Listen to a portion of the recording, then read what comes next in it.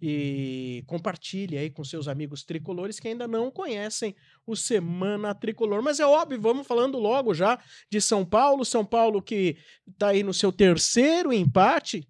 Tem o lado bom da coisa, invicto, não perde ainda no campeonato, né? Muito importante, né? E vamos falar muito do jogo do Cruzeiro, vamos falar muito de outros temas. Tudo bem, Perrone?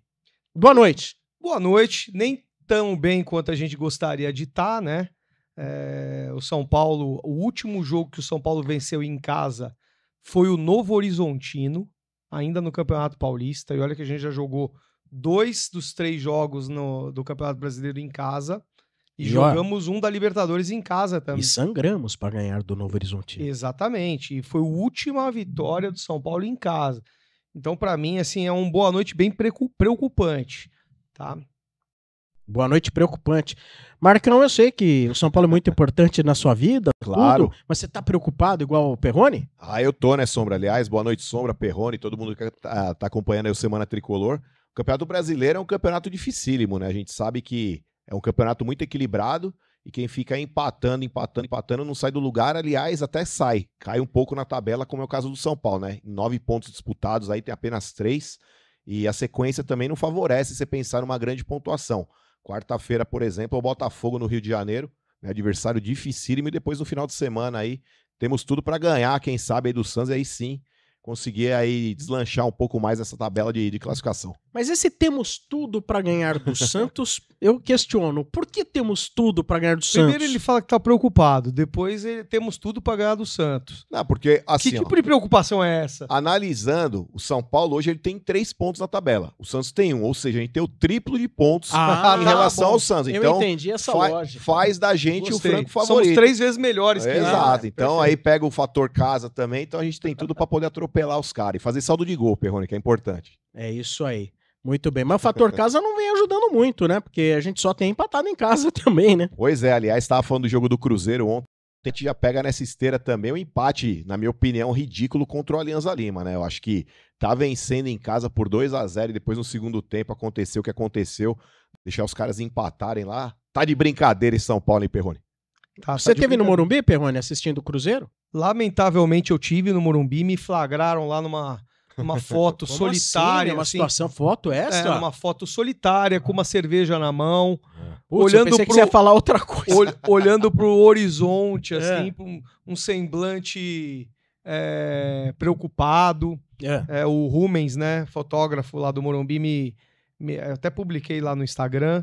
Mas assim, gente, olha o time que jogou ontem. Olha o elenco que a gente tem. O elenco que a gente pode até conversar depois. Claro. Numa outra parte. Vamos falar do time que jogou. Do time que jogou. O São Paulo, já não conta com o Pablo Maia. Dificilmente vai contar com o Luiz Gustavo nesse semestre. Mas você conta o Luiz Gustavo? Eu conto. Você conta? Eu conto. É o primeiro volante que a gente tem.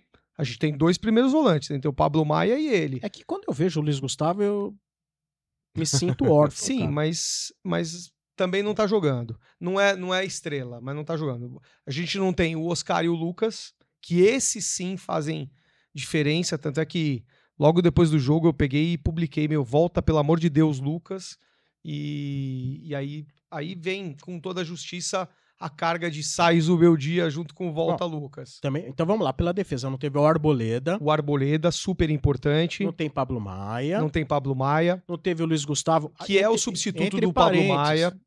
Que o Perrone gosta. Mas não é não é que eu gosto, é que é substituto do Pablo Maia. Pra ser substituto não significa que serve. Mas entrou o Bobadilha agora. Pra mim é tudo igual, viu? Tá, então vamos.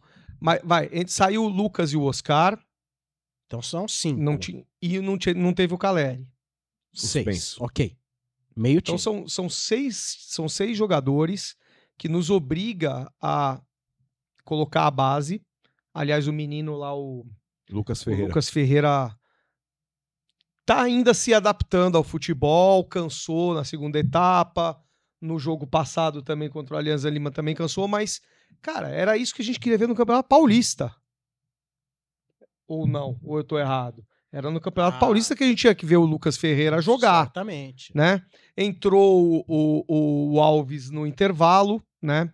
Muito porque o Luciano não funciona de meia, e aí as pessoas falaram que o São Paulo estava jogando num 4-2-4.